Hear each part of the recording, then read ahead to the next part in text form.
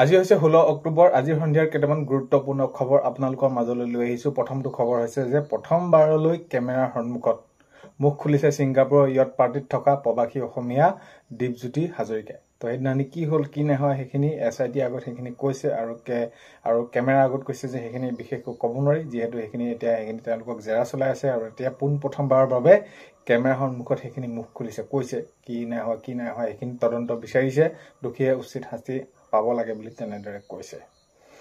এতিয়া নেক্সটটো খবৰ হৈছে অভিমন্যু তালুকদাৰৰ মন্তব্য। অভিমন্যু তালুকদাৰ যিহেতু আহিলে SIT তেওঁলোকে সেইখিনি জনালে, CID সেইখিনি যি ক'বলগীয়া আছিলে ক'লে, আৰু এতিয়া অভিমন্যু তালুকদাৰে মন্তব্য আগবঢ়াইছে, কেমেৰাৰ সন্মুখত কৈছে বিভিন্ন ধৰণৰ কথা যে কি হ'ব লাগিছিল কি নাই হোৱা সেইখিনি দোষীয়ে শাস্তি পাব লাগে, ঠিক তেনেদৰে কৈছে। এতিয়া কথাটো হ'ল যে এতিয়া দোষীয়ে শাস্তি পাব লাগে। প্ৰকৃততে হৈছিল কি সেইদিনাখনি, কিয় হ'বলৈ পালে এনেকুৱা, কিয় তেনেকুৱা ধৰণৰ এটা অৱস্থা আহি পৰিলে, তো সেইখিনি কথা। তো এতিয়া নেক্সটটো খবৰ ফালে আগবাঢ়িছোঁ। নেক্সটটো খবৰ হৈছে যে আজি বাক্সাত কেনেকুৱা ধৰণৰ পৰিৱেশ। তো যোৱাকালি যিহেতু সকলোখিনি গম পায় কেনেকুৱা ধৰণৰ কি পৰিস্থিতি সন্মুখীন হ'ব লগা হ'ল, গুলীচালনা কৰিব লগা হ'ল, তেনেদৰে শিলগুটি নিক্ষেপ কৰিলে ইত্যাদি তেনেকুৱা ঘটনা। তো আজি যদি বাক্সাত চায় তেতিয়াহ'লে আজি অলপমান শান্ত পৰিৱেশ হৈ আছে, শান্তিত আছে পৰিৱেশবিলাক। তো বাক্সাত আজি অলপমান শান্ত পৰিৱেশ। নেক্সট খবৰ ফালে আহিছোঁ। এতিয়া কৃষকসকলৰ যিটো 21 নম্বৰ কিস্তি দেৱালীৰ আগত দিব নেকি, তেনেকুৱা ধৰণৰ এটা কথা চলি আছে, দেৱালীৰ আগতে পাব নেকি। সেইখিনি অফিচিয়েলি কোনো ধৰণৰ ঘোষণা কৰা নাই, কিন্তু আপোনালোকে কৃষকৰ পইচাটো কিমান দিনৰ মূৰে দিয়ে সেইটো আপোনালোকে নিশ্চয় গমেই পায়। তো সেই অনুসৰি দেৱালীৰ আগতে আপোনালোকে পোৱাৰ সম্ভাৱনা আছে, কিন্তু তাৰ আগতে সকলো কৃষকে আপোনালোকে কৰি ল'ব লাগিব এটা কাম বুলি নহয়, আপোনালোকে EKYC যদি আপোনালোকে কৰি লোৱা নাই, EKYCটো কৰি ল'ব লাগিব, নহ'লে আপোনালোকে আগন্তুক সময়ত কোনো ধৰণৰ কিস্তি লাভ নকৰিব। আৰু তাৰ সমান্তৰালকে আপোনালোকে কৰিব লাগিব কৃষক পঞ্জীয়ন। তো এইখিনি কৃষক পঞ্জীয়ন আপোনালোকে কৰি ল'ব লাগিব, আৰু তেতিয়াহে আপোনালোকৰ কি হ'ব, এই যি 21 নম্বৰ কিস্তি আপোনালোকে লাভ কৰিব। এই সকলোখিনি আপোনালোকে মন কৰিব।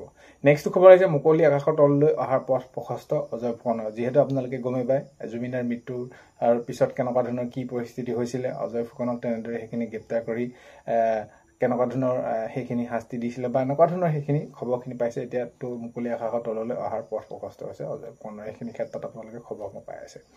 এতিয়া নেক্সট খবৰ হৈছে জুবিন গাৰ্গৰ বাদ্যযন্ত্ৰী। আপোনালোকে হয়তো চিনি পায়, প্ৰিয়াংকু বৰদলৈ উপস্থিত আজি CID কাৰ্যালয়ত। তো সেইখিনি চাগে তেওঁক মাতি নি তেওঁলোকে যি যেনেদৰে জানে কেনেকুৱা ধৰণৰ কি সেইখিনি কৈছেও ইত্যাদি, সেইখিনি কেমেৰাৰ মুখৰ আগত কৈছে যে, আৰু এইখিনি ক্ষেত্ৰত যিমানখিনি পাৰি মই সহায় কৰিবলৈ চেষ্টা কৰিম, যেনেদৰে চিনি পাওঁ বা কেনেদৰে কৈছিলোঁ, কাৰণ কেলৈ ষ্টেজতে থাকোঁ তেনেদৰে কৈছে। আৰু বিশেষকৈ সিদ্ধাৰ্থ আৰু শেখৰৰ কথা কৈ তেনেদৰে কৈছে যে সোঁহাত বা আহাত হিচাপে আছিলে, সেইখিনি তেওঁলোকৰ দায়িত্ব আছিল যে সেইদিনাখনি কি হ'ল, কেনেকুৱা ধৰণৰ কি ঘটনা হ'বলৈ পালে, কাৰণ কেলৈ সেইখিনি চোৱা চিতা তেওঁলোকে সেইখিনি দায়িত্ব কৰিছিল মেনেজাৰ সিদ্ধাৰ্থই। বাকী শেখৰেতো ষ্টুডিঅ'ত তেনেদৰে থাকেই সকলো সময়তে, তো সেইখিনি কথা তেনেদৰে কৈছে। এতিয়া নেক্সট খবৰ হৈছে বাক্সা জিলা কাৰাগাৰত অনুষ্ঠিত হৈছে গুৰুত্বপূৰ্ণ বৈঠক। যিহেতু যোৱাকালি যেনেকুৱা ধৰণৰ এটা পৰিস্থিতি সৃষ্টি হ'ল, যিহেতু আগন্তুক সময়ত তেনেধৰণৰ হ'ব পাৰে নেকি বা ইত্যাদি সেইখিনিক লৈ বাক্সা জিলা কাৰাগাৰত অনুষ্ঠিত হৈছে এক গুৰুত্বপূৰ্ণ বৈঠক, যাতে আগন্তুক সময়ত সকলোখিনি সতৰ্ক হৈ থাকিব পাৰি বা কেনেকুৱা ধৰণৰ কি কৰিলে সকলোখিনি হ'ব সেইখিনিৰ ওপৰত মুঠৰ ওপৰত গুৰুত্বপূৰ্ণ এখন বৈঠক অনুষ্ঠিত হৈছে। নেক্সটটো খবৰ ফালে আহিছোঁ। 7 দিন অসমৰ জাতি জনগোষ্ঠীৰ সংস্কৃতি দিল্লীত প্ৰদৰ্শন কৰা হ'ব বুলি তেনেদৰে মাননীয় মুখ্যমন্ত্ৰী মহোদয়ে আজি জনাইছে।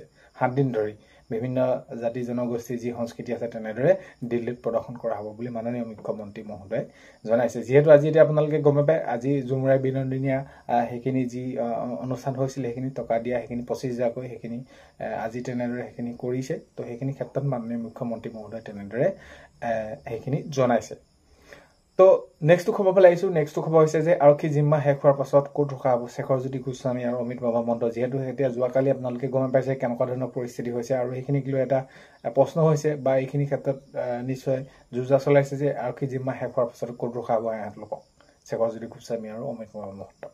বাকী এইখিনি আছিলে। আপোনালোকে ভিডিঅ'টো শেষলৈকে চোৱাৰ বাবে বহুতেই বেছি ধন্যবাদ। এইখিনিতে আপোনালোকক এটা অনুৰোধ কৰিম, চেনেলটোলৈ যদি আপোনালোক নতুনকৈ আহিছে চেনেলটো ছাবস্ক্ৰাইব কৰাৰ লগতে কাষতে থকা বেল আইকনটো প্ৰেছ কৰি অল কৰি থ'ব, যাতে নতুন এটা ভিডিঅ' দিয়াৰ লগে লগে আপোনালোকে আগতীয়াকৈ চাবলৈ পায়। আৰু জুবিনদাৰ লগত যিটো হ'ল সেইখিনি ন্যায় পাওক, জুবিনদাই ন্যায় পাবই লাগিব আৰু দোষী শাস্তি পাবই লাগিব। কিয় কেনেদৰে হ'বলৈ পালে, যিহেতু সকলোকে সহায় কৰিছিল, সকলোৱে প্ৰিয় আছিল, সেয়াৰ মতে আমাৰ মাজৰ পৰা নাইকিয়া হৈ গ'ল। তো এইখিনি ক্ষেত্ৰত সকলোৱে কৈ আছে, মাত মাতি আছে যে ন্যায় পাবই লাগিব, পাবই লাগিব অতি সোনকালে। চ' এইখিনি আছিলে। অন্য এটা ভিডিঅ'ৰ সৈতে লগ পোৱাৰ আশাৰে আজিলৈ ইমানেই।